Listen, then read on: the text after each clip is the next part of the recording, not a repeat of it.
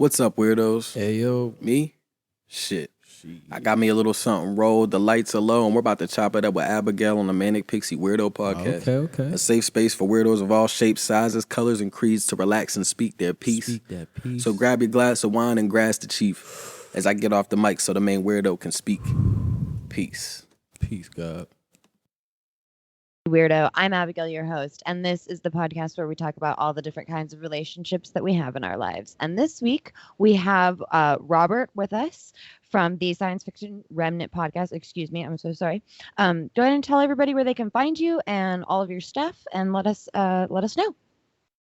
My name is Robert. I'm the host from Science Fiction Remnant, and you can find us.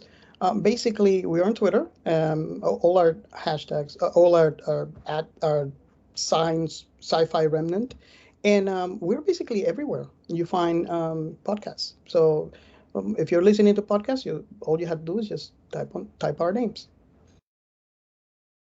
Cool. So we're talking this week about our relationship with the television, or I guess it's a Netflix original series, Yes.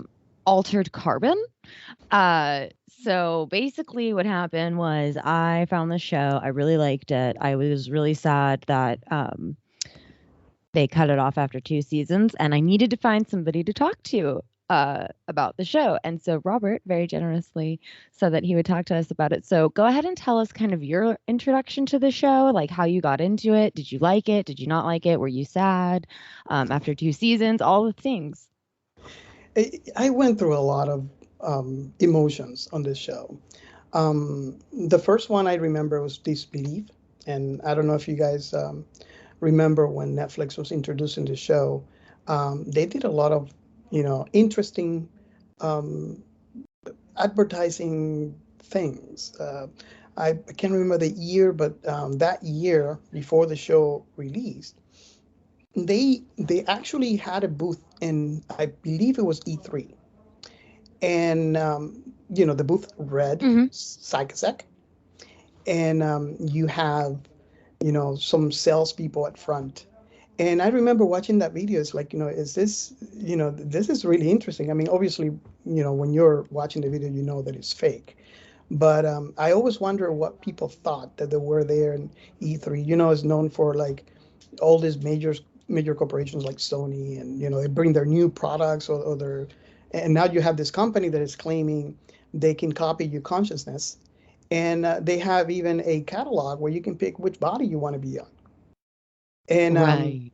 And not only that, but they outside of that, they outside I think it was across the road, they had a protest that they actually faked when they're saying that Psychosec is the devil, and it was this whole orchestrated thing. And I was like, oh, this is so clever. And I wanted to know more. I started watching the show, and I was hooked.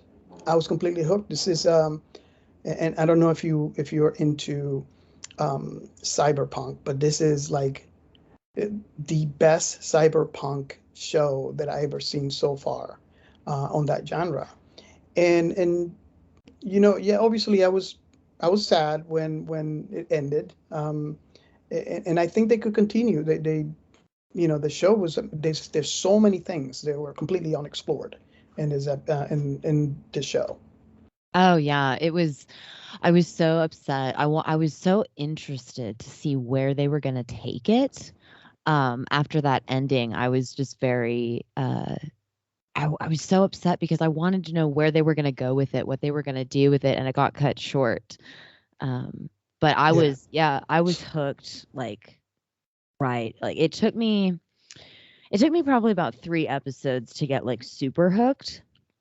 But I think Altered Carbon is a show that it kind of takes a little bit because they have to set everything up so that, like, they're throwing you into this world. For those of you that haven't seen it, they basically throw you into this world where it's in the future. It's very far into the future, and they have this thing, and they're called stacks. And basically, they have reduced human life to these stacks, and have your consciousness supposedly stored in these stacks. So theoretically, you can switch from body to body um, for as ever long as basically you can maintain and like, stand to do it. The show just poses really interesting questions about like mortality and the idea of, um, like, so like moral and ethical issues. Mm-hmm. Like what, tell us about like your experience with that. Like the first couple of episodes, like were you hooked immediately or did it take you a couple of episodes? Because it took me like 3. It was actually from the first 15 minutes of the show, I Mm. was hooked. And I think it's because of the way I like to think way too much. And for all of you who have listened to my show, you understand where I'm coming from. I look really deep at what is inside that story that I'm watching, the movie, TV show, whatever it is, games or books, and the whole world was completely fascinating to me, and I automatically started thinking all the ethical issues and all the problems that this thing, knowing humanity and how the track record through history. Mm-hmm. And I guess I was not surprised to know that it was as I expected it. But from the first 50 minutes, I already knew, oh my God, this is an amazing show. And just the fact that like you can copy your consciousness, it already had me thinking, okay, what does it mean to be human then? Mm-hmm. Oh, I think about that question all the time.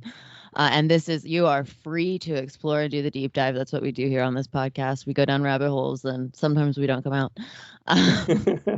But, okay, so burning question. Would you want to be spun up? And if so, how many times do you think before you wanted to actually because in the show they call it real death. So like, would you want to be spun up? And then how many times would you want to be spun up? You have no idea how many times I actually asked my question while I was watching this show, season 1 and season 2. Uh-huh. And it is a really, is for me at least, is a hard question, because I always think like, and I have said this in previous episodes too, where we are, and this is also true in psychology, we are the result. Who we are now, who we are today at this particular moment, is a result of our past experiences and our surroundings, and in our interaction, chemical, with the interpretations of our body. So the the body, the brain interprets the sensory perception from the body in a chemical way, but every brain is different. So I mean that complexity right there. And now I'm thinking, okay, so now if I copy myself into a stack, what is going to be lost in translation? Because then we go back into language and Mm-hmm. how there's, some languages have a word that doesn't exist in another language, and then they have to come back. You have to come back with like an explanation of what that concept is. So, what is lost in translation when you are inside a stack communicating with what I like to call a fake brain, or fake body? Mm-hmm. What is in like one of the burning questions that I have is to give you an example of what I mean.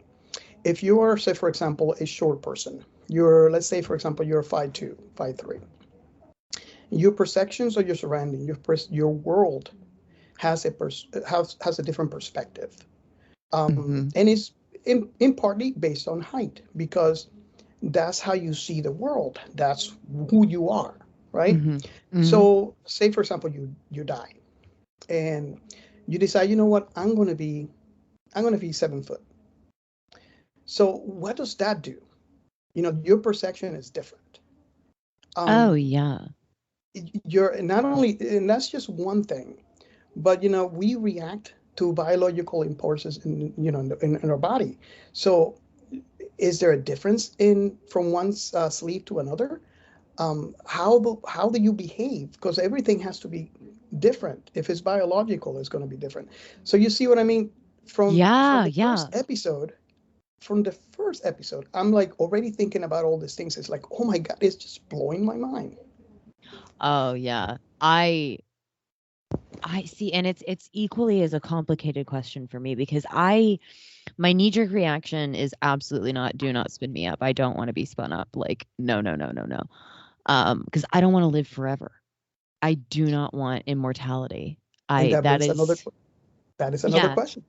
that is something that I do not want. I don't think humans are designed to live forever. I think that um I just don't I just don't think that like we're made to live longer than, you know, our lifespan is in this body. And Hmm. it's playing with a lot of fire Well, if you decide to blur that line and kind of take over that creative process. mhm. And human beings are not great at putting out the fires that they start. And so once you And like, oh no, go ahead, go mhm. ahead. No, I was just going to say, because you have really good valid points in there. I will take it, I'll take it a step farther by Okay. saying that brings actually two other issues. Like when you're mentioning about living forever, the first issue that I have is human brain is not capable. There's a certain gap. There's a certain limit of how much memory we can store. So, like, okay, maybe the first 100, 120, 130, 150 years is okay. But once you go past that, your brain has to delete stuff. And eventually Yeah. you're going to remember where you came from. Because humans are not designed that way. And Hmm. that's the first thing. I mean, there's even an episode, if you're a Doctor Who fan, where Yes. there's this I forgot her name. She lived forever, and she had to write her experiences down into a bunch of journals, and she had a whole library full of her memories, and where she had kids that she had kids when those kids died, and that is a very sad existence. Oh, And that's and not a life at all. That's not a life, but exactly. also that sounds like a lot of work and I'm lazy and I don't want to do that. So, So, and then the other question that I have is like, what value will that put on life? And this is actually something that is explained in the show, like the hmm. medical field. You know, you no longer care for like injuries. Oh yeah, it is explored in this in the show, and I thought rather well about the idea of like, they really are truly just meat suits that you put on because you Hmm. can have whatever body you want as long as you can afford it, of course. Yes. Because it is still a capitalistic society that is portrayed in this television show. So to each their own. But whatever. Uh, and And it's, and it's really there's sad because if you yeah. if you think about it, there's this law, and I can't remember the details of the law, but basically they said that if you're a victim of a crime, you get to have a sleeve. But what happens is, if you don't have the money, you get whatever is available. And in the very first episode, we see a little child that was a victim of a crime and died from that crime, and she got sleeved into the body of an old lady Mhm. because that's all they had available. And that just broke my heart. I was watching Oh that. It's like, yeah. my God. Oh yeah. Oh my gosh, I can't even know. Well, and then the other thing that is explored is like you said, like um, when they introduce like the sex worker characters, Hmm. there is implications, very strong, heavy implications that basically BDSM has been taken to this whole new like level and nobody cares really because if you die, then whoever the customer was will buy you a new sleeve and upgrade it. So there's like incentive to That kind of oh, destroy the body that you're in. If does that make sense? yes, I found that sad and incredibly twisted Right? because So disturbing. it's like there's an incentive for a young woman to try to find the richest person that is available so she can get killed, because maybe she wants a different body. She wants to pick something for that. I find that to be so like disgusting. demoralizing, Oh my. disgusting, degrading, all of the things. Like, and it's not just, I mean, obviously most of the sex workers that we see portrayed in the not the film, the television show, excuse me, are women, but there is a big heavy implication that this is true for all sex workers, not just like specifically the women. Yeah, yeah. So, Which is so and I you know, don't the sad thing even is, the oh sad yeah. thing is the way that the world is going, if this becomes a reality, Oh. sadly, that's where we would be going because, if you have the money and Mm-hmm. and because, injuries no longer are a thing because you can just get into a new body, then, oh my God, yes, Well, I see it going that way. oh yeah, absolutely. Well, and I mean, like, especially the part that really got me was like when she's it's in one of the very first episodes. Spoilers, guys, if you haven't seen it, sorry. Uh, but there's this implication that like, so if you're wealthy enough, obviously, anything is achievable if you're wealthy enough. And there's like the protagonists like been hired to solve this, it's like murder mystery kind of a thing. And the wife of the person that our main character is trying to solve mystery of who killed him, uh there's a scene where they go to like a lab basically, and they basically grow like their own sleeves, and then they can just like swap out whenever something happens to the new sleeve or to the old sleeve. And there's a scene in there where they're like about to have sex, and she's talking about how like she has genetically engineered her body to secrete this very specific like pheromone. Basically, it's entrapment for like anybody who's comes in close contact with her because Yes. they end up sleeping together. It's really terrible. But the part that scares me about that is that like we already have like CRISPR babies and stuff, and so like we're not that far off from like something like that being a legitimate thing. Yeah, and I kind of talked about that in one of the episodes that I did. I don't know if you listened to the Gattaca Hmm. one, but um I love that it's movie. yes, yes. And one of the things that keeps me calm when it comes to this is the fact that that movie was a cautionary tale, and it was strong enough. The NASA said the most plausible future for humankind. And because of that, there were laws created in the UN that will prevent altered of, your DNA for that reason. I did not But know that. Wow. yeah, so like I talked a little bit more into detail on that episode on Gattaca, but uh, that's kind of makes me feel a little better because everything is about money. And I can see how we can start, right? We could start by, okay, you have your husband and wife, you're about to have a kid. You go to the doctor and you say, look, I want you to take um, from our kid, maybe maybe the I want a girl, or maybe she wants a boy. And we say, okay, let's say for example, we want a boy, and we want him not to worry about having cancer ever, not to worry about becoming an alcoholic. And Hmm. on when it comes to that, I understand it, where you want the best for your kids. So not the part that is a boy or girl, but the fact that you can take away the possibility that these kids could become sick or become alcoholic, dependable, or something. So that I understand it. But what is the step from that to start choosing? Okay, I want him blonde, blue eye. I want him 7 foot tall. I want him athletic. Um, I want to alter the pheromones on their body. That, Hmm. yeah, it's very very thin line from what I explained at the beginning and I think that this is what happened in the show, where if you just like you said it, if you're wealthy enough, you can do whatever you want.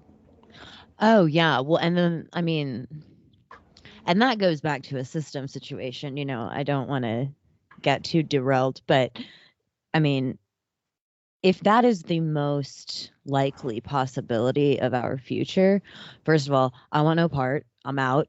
Goodbye right now. I don't want to be a part of that. That sounds terrible. But also mainly because I'm really afraid of human beings and what we will do. I think it is inevitable if we are on the course that we are now and we don't get off and we don't change some things, a lot of things, a lot of some things. But if we don't change things, then this is the inevitable future of humanity. And Mm-hmm. that's really terrifying. I could totally see a situation in which like this plays out this way. And and then we've got to talk about, there is a faction within this universe. They have people who it's against their religious ideology to be spun up. They basically believe that like no matter what happens, you should not be spun up. You should just die, because for a lot of the reasons that I laid out before. I have exceptions to my rules though. I have because like if I was murdered, like for sure, go ahead, spin me up. Like let's figure this out. But like even for murder, they don't have that exception. So I thought that was a really interesting twist. And the reason that I say that it's very plausible is because I could totally see that happening. I could 100% see that happening in the future if this is our inevitable future. What do you think? Definitely, definitely. I mean, and I think, and I was just going to say this, I think this is the brilliance of the writers for this show. Absolutely. Because you could see, I mean, it's obviously sci-fi, but you could see where things could derail in the human history into what we are actually seeing in the show. It is very plausible to see that because of how we are, because of what we do as the human race. Oh yeah, and let's just be honest, we're pretty brutal, not just to each other, but to any living entity. We're pretty brutal to it. So I see an inevitability that I can't. Oh my gosh, we have to talk about Poe. Oh my God, Poe. He is by far one of my favorite characters, like if not my favorite.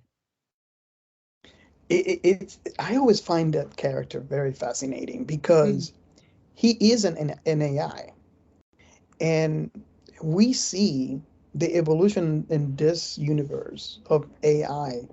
That is something that I would honestly would like to see in my lifetime. But what I find interesting about Poe is you can almost see how this AI develops consciousness. Yes. And it gets to the point that it becomes indistinguishable from an actual human being. And I love that. I really love that. I absolutely, and I love that I love the nod to the Raven, to Edgar Allan Poe. I love Edgar Allan Poe. I love his works, not necessarily him as an individual human being.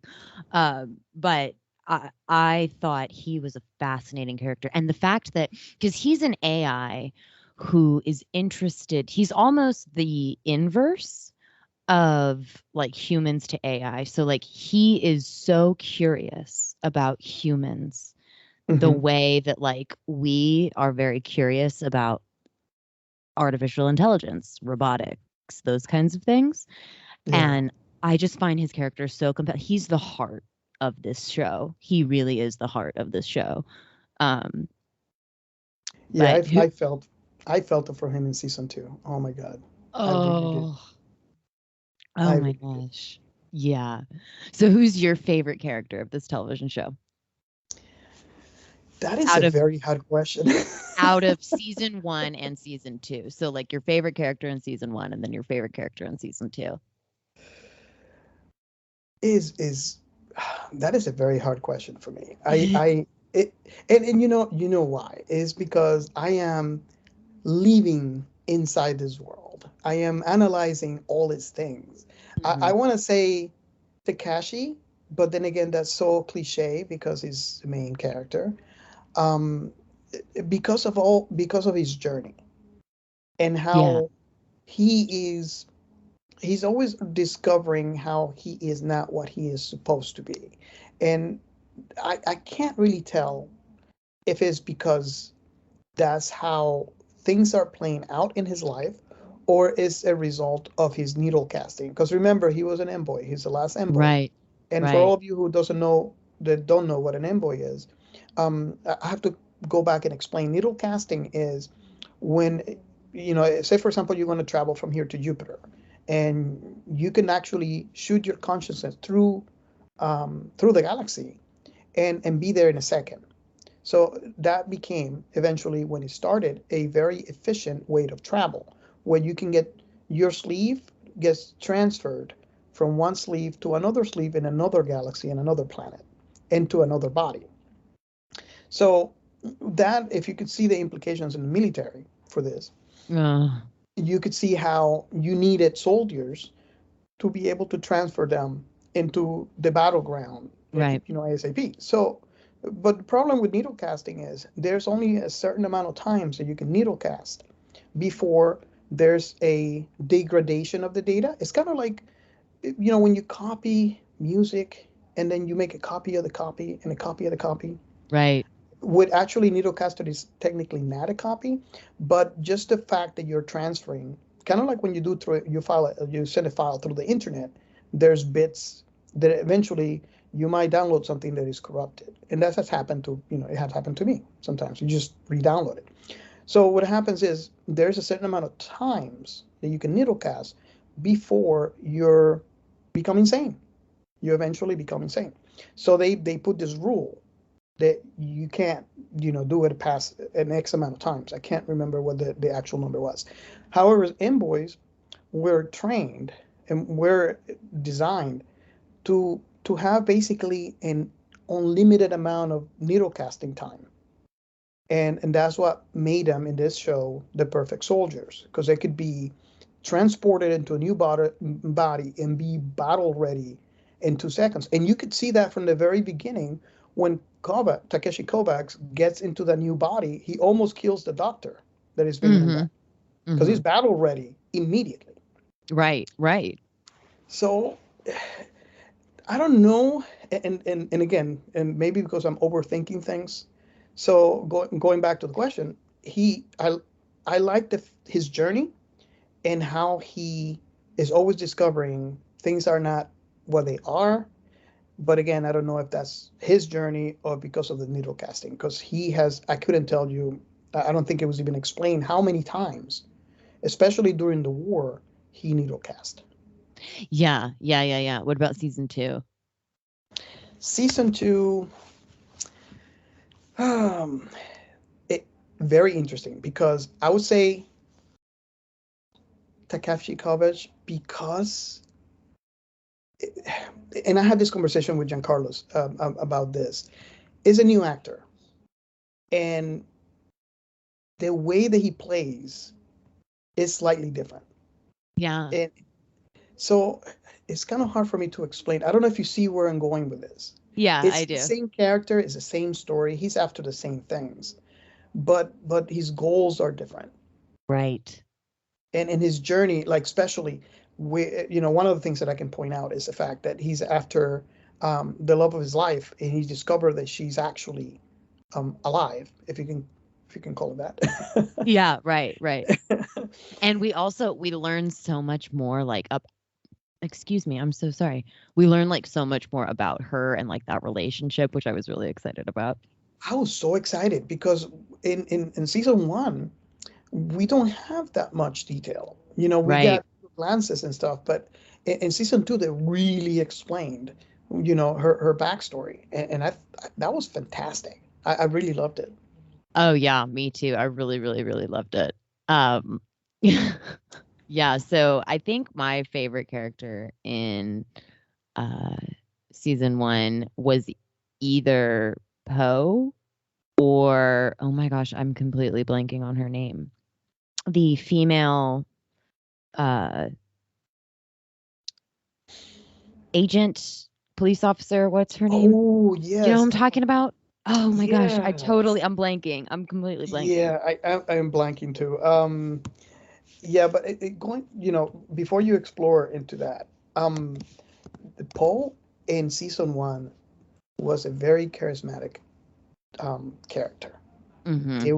It was just, I mean, yeah, he was good in season two, but there was an impact when you see that character. Oh, I cried. Huh? I cried at the end of it. Oh my gosh. Yes, yes, yes. Oh my gosh, I cried. Oh, yes. So yeah, I can see how that. I mean, he's very, and again, if you're a fan of, the Edgar Allan Poe's, all the references in I mean, the hotel when he's like in the hotel and he's playing the part, and it's like, oh my God, this is amazing. It is. It is. It's so well done. It's even visually, like it's beautiful visually. Everything looks really cool. It looks very, very futuristic, but it's still like there's still elements in there that they kept of like the world that we live in today. So you can see like how it's very beautifully done visually. But did you think so or? Yeah, and oh, by the way, the name you're looking for is Christine Ortega, the police Yes, officer. thank you. Oh my gosh, I feel so bad. I completely blanked. She was a really good character. I mean, just She police officer, was. she's badass. She's like she was just She's amazing. feisty. I loved her. I loved her like feistiness and her just like sass. Oh, it made me so happy. When we were talking about this, it just occurred to me. In this particular universe, there's the hotel industry has kind of divided into two. And one of those sides has completely declined, and is what they explained on season one, where you have hotels that are run by AI. And knowing that you're being watched by an AI, it's not human, it's an AI, 24/7, would you stay on an AI run hotel? I Yeah, always wonder. You I do? would. Yeah. But I also don't have like a fear of AIs. Um, I think that cat's been out of the bag for a while and we're kind of here with them. Yeah. I definitely still see them as like living entities. I know they're not Mhm. human, but I still see them as like living entities. So, I mean, I've referred to myself as a robot before. Like, I'm Same. convinced I'm a robot. So, I mean, you know, I have to side with my fellow AIs on this one. I was always thinking because it's the voyeuristic side of things. Like Hmm. I don't know what my answer would be to that, but I always wonder and I always ask, other people and what they would think. But the voyeuristic side of things kind of bother me. Yeah, no, no, totally. There would definitely need to be safeguards. Like, I'm not just like there. Like, you can't walk in on me in the shower. Like, that's not cool. You know what I'm saying? Like, you can't be Yeah. watching me in the shower. That's not cool. Or like while I'm asleep. That's weird. Don't do that. Well, he Poe kind of did that in season one to I know. I was like, and that's what people were telling him, not to stay in an AI run hotel. Right? Which I get. I mean, I totally get it as like a little bit weird and creepy, but at the same time, like he helps him so much. Like he just became his story arc of like getting consciousness and becoming what we would perceive as human just I mean, it was just so well done, so well written, like you were talking about, so well done. I cried, I bought into it. Now that's take that with a grain of salt, ladies and gentlemen, because and everyone else, because I cry. I get like when I dive into something, I dive headfirst in the deep end and just hope I don't drown. And I immerse myself in the world. And so it's really hard. Like it's very easy for me to like get emotional about television shows and movies. Well, I can tell you, and I have said this in the past too, I am an empath. Hmm. So I have to be careful with what I watch. because of that. And as a matter of fact, in the past, I had a fan that wanted us to do an episode on Black Mirror. Oh, And if you listen to that episode from the very beginning, I even showed Giancarlo's my heart monitor. It was over 120. oh my gosh. So yes, it was. I did it for the fan, and it was fun. Don't get me wrong. It was a fun episode, and it was fun watching it. But this is one experience that I will not repeat. Yeah, no, I'm an empath too, and so like I have to be super super conscious and aware of like what I watch because I will get like emotionally wrecked. Like I watched this sidecar, sorry guys. I watched Handmaid's Tale. I Mhm. binged it in like 3 days and then I was shot. I was like done, emotionally drained, completely done. Like I could not do like just functioning puddle of nothing on the floor like after I did that. So I can only do that like so many times before like, you know, it's not good. So I have to be very, very I'm the same way. I have to be very conscious. It's very nice to meet a fellow empath. Oh yay. Yeah. It's very, very nice. Most people don't understand. I mean, I'm lucky my wife does, Yeah. but my friends and all that. It's like, yeah, I can't. And Giancarlo's like to make fun of me because I don't like to watch things with that they have a bad ending. Mm-hmm. I'm your typical Disney, so most of the sci-fi that I would watch. And granted, don't get me wrong, I do watch others. There's exceptions to the rule always. Oh yeah, always. But yeah, that's pretty much how I watch myself. Like for example, I started watching Game of Thrones because everybody was telling me it was good. Oh. But I'm a reader, so Mm-hmm. I bought book Oh one. my god, me too. I read it. I hated it. I said Right. okay. I said okay. Maybe book two will be better. Maybe this is a setting. I bought book two. I hated it. Book three. I hated it. Book four. By the time I got to, I think it was five, the last one that I bought, I was like, forget it. And we haven't even started. What was it? Season two. We stopped watching the show. Oh yeah. Well, yeah. I mean, yeah. Yeah. It's one of those that yeah, I get it. I got you. It's a lot. But It's yet you tell me about Cowboy Bebop, and I'm gonna tell you Cowboy Bebop is the best anime ever made, and I would rewatch it again. Yay. Regardless of Yeah. what, I don't want to spoil it for people, but regardless of what happens at the end, it's still, and I would still watch it. Oh yeah. And I couldn't tell you how many times I watch it, and I'm excited for and scared for the Netflix revival. Yes. Well, what did you think of the ending of season 1 and then what did you think going into season 2? Like did you think it was like an interesting just what did you think? The season, let me go back. In season two, I was really, I don't want to say, well, kind of disappointed because not because of the story, but because I knew there wasn't going to be any more. And I really, really, and if Netflix is listening, please, I want to explore all those other characters. I want Right? to know. There's so many other questions. Yeah, granted, season two was great because it gave you answers to a lot of questions that were posted in season one. Lots of them. Mhm. Mhm. But it also creates other More. questions that will never be answered. I know.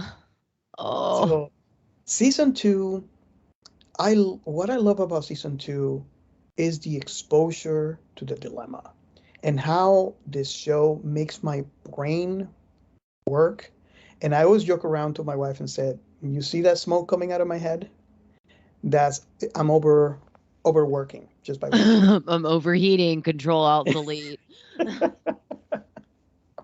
Because it's amazing, and the way the writers wrote the story, Oh my it gosh. almost didn't make room for holes. I mean, there are always plot holes, always, Right, right. but it was so well done, and it just kept me thinking all the scientific questions, psychological questions, philosophical questions, That's what and I my love, though. Yeah. season one just kind of like opened it up. It's like, oh my god! And now season two, it, I loved it because of answering the questions that were posted in season one. Oh, yeah. I loved it. I thought it was oh, it was just great. I just really, really loved it. I loved the ending for season 1. I loved how we got all of these answers in season 2. I was very sad and disappointed when I found out that there was going to be no season 3 because I was really interested to see where they were going to take it because like you said, there are so many questions and I love anything that makes me think, anything Yes. that poses scientific questions, moral and ethical questions, philosophical questions, logic problems, anything that makes me like really think and start to examine like myself, my inner self, and then like the world around me, I absolutely cannot get enough of. And I think this is what makes this show so great is the fact that, especially if you are a cyberpunk fan, it actually makes it makes the cyberpunk world palpable to the way that you can see not only what we are used to seeing, which by the way, Blade Runner was a great movie that exposes this the same dilemma, but it makes it in a way that you can explore outside 2 hours of film Mm-hmm. and get involved and get a deep dive into those situations and it kind of puts it in perspective and Yeah. humanizes it in a way that we can see how we can get there. Because most of the cyberpunk stories, we kind of see, granted, we kind of see that it's a linear way, but it kind of like really far up into the future. Well, in Alter Carbon, you could see how this could be our immediate future. Oh, Just the yeah. way that it's designed, the way that it was written. So it's amazing, like the all the philosophical questions, and you have since because it's a show, you're able to explore more than say a film. Right, and I also, I didn't make that connection between it and Blade Runner, but I probably should have because Blade Runner did a ton for sci-fi. Like, when it came out, it was, like, revolutionary in the sci-fi category. It definitely, like, changed the game. And, like, a lot of science fiction from Blade Runner on sort of pulled elements from Blade Runner and then, like, created its own sort of Well, thing. it actually Blade Runner actually put cyberpunk in the map because Oh, I didn't realize that. Okay. we had, you have your typical sci-fi genre, and cyberpunk is a subgenre from there, but it was usually kind of like on the side. You have a couple of books out there, great books. There's a couple of let me call it Dungeons and Dragons games based on cyberpunk.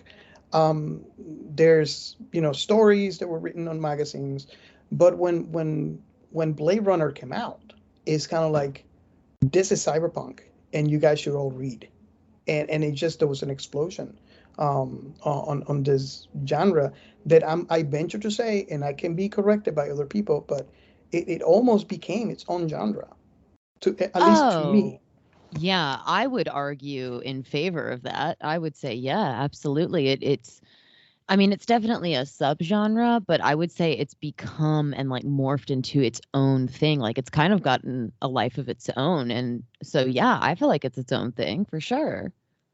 And where I think that the writers have taken advantage of this is the fact that those are problems that those are solutions to problems that we have today. Like for example, how many people they have an accident and they lose a leg, and they have to get a you know a mechanical leg so they can go about their day.